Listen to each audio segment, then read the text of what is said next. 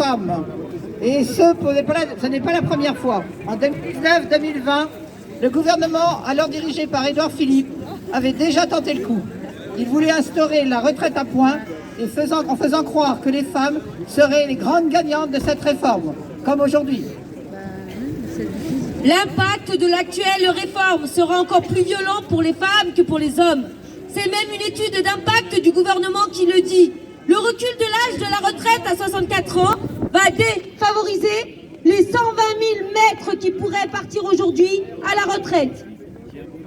Du fait des maternités, les femmes ont des carrières en accordéon. 40% d'entre elles, contre 30% des hommes, partent à la retraite avec une carrière incomplète et donc des pensions imputées. Hamwein, elles touchent des pensions de droit direct, 40% inférieures à celles des hommes.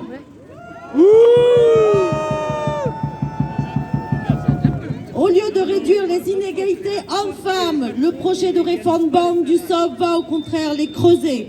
C'est pour cette raison que l'on va revendiquer l'égalité salariale et professionnelle, car aujourd'hui, les femmes gagnent 28% de moins que les hommes. Cette simple mesure de justice comblerait le déficit invoqué par le gouvernement pour mener sa réforme des retraites. Nous réclamons aussi d'ouvrir les pensions de réversion à tous les couples et pas seulement à ceux qui sont mariés. Une économie faite sur le dos des salariés, car les couples sont de moins en moins unis par les liens du mariage. Quant aux 1 200 € de pension minimum par mois, ils ne bénéficieront en fait qu'à 10 000 personnes. En effet, deux conditions excluantes priveront nombre de retraités de ce minimum vieillesse, et principalement des femmes. Pour y prétendre, il faut une carrière complète, alors que 50% des femmes arrêtent de travailler après avoir eu un enfant, contre seulement un homme sur 9.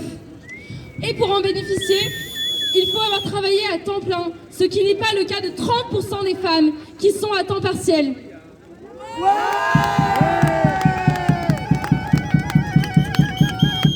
À 15h40, donc maintenant, l'heure à laquelle les femmes arrêtent d'être payées chaque jour.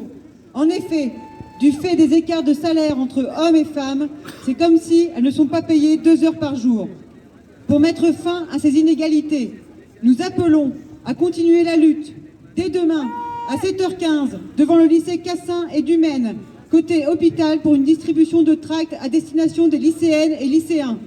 Ainsi que le samedi 11 mars à 10h30 et le mercredi 15 mars à 14h30, en participant massivement aux manifestations qui auront lieu.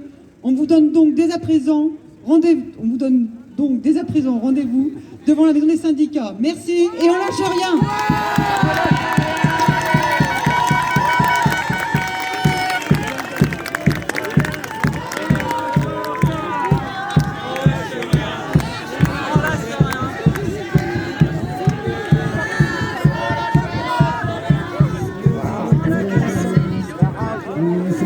Les camarades de